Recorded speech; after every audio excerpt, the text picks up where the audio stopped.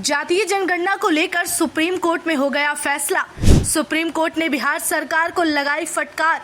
बिहार सरकार को जारी हुआ नोटिस, मिली अगली सुनवाई की तारीख। क्या जातीय जनगणना रिपोर्ट पर लगेगी रोक?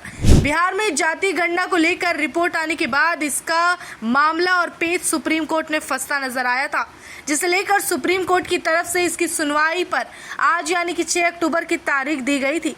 बिहार सरकार से लेकर सभी राजनीतिक पार्टियों की नज़र सुप्रीम कोर्ट के जातीय गणना के फैसले पर थी। उससे पहले जानकारी के लिए बताते चले कि इसे लेकर सियासी घमासान बिहार में चल रहा है, जहां सभी पार्टियों में एक मत नजर नहीं आ रहा, वहीं एक दूसरे पर आरोप प्रत्यारोप भी जारी है।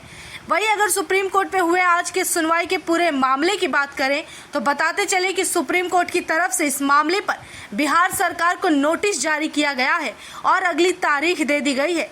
इसके आगे की सुनवाई अब जनवरी महीने में अगले साल होगी। दरअसल इस मामले का सुप्रीम कोर्ट में पहुंचने का सबसे बड़ा कारण था इस रिपोर्ट का सार्वजनिक होना।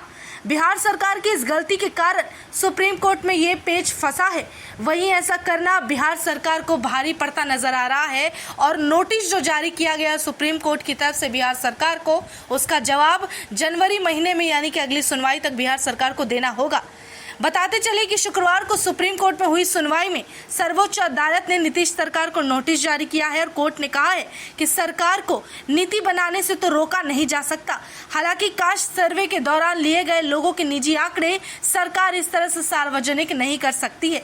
जानकारी के लिए बताते चले कि गांधी जयंती यानी कि 2 अक्टूबर को नीतीश सरकार ने जाति के सर्वे की रिपोर्ट सार्वजनिक की थी। इसी बीच कास्ट सर्वे पर याचिका सुप्रीम कोर्ट में जा पहुंची और जिसे लेकर 6 अक्टूबर को सुनवाई की तारीख तय हुई थी।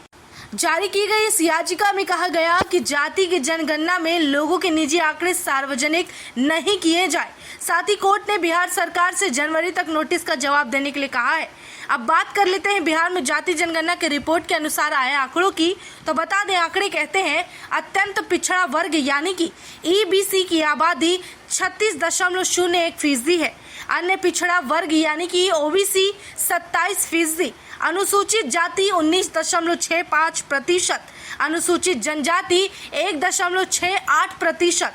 इस वक्त बिहार राज्य की कुल आबादी 13 करोड़ से अधिक है, जिनमें ऊंची जाति यानी कि जनरल 15.52% है।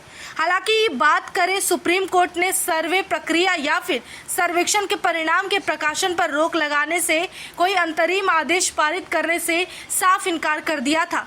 बावजूद उसके वो पारित हो गया है और इसे लेकर अब कोर्ट ने कहा कि किसी पर्सनल डाटा को सार्वजनिक नहीं किया जाना चाहिए, इसका विशेष ध्यान रखा जाए।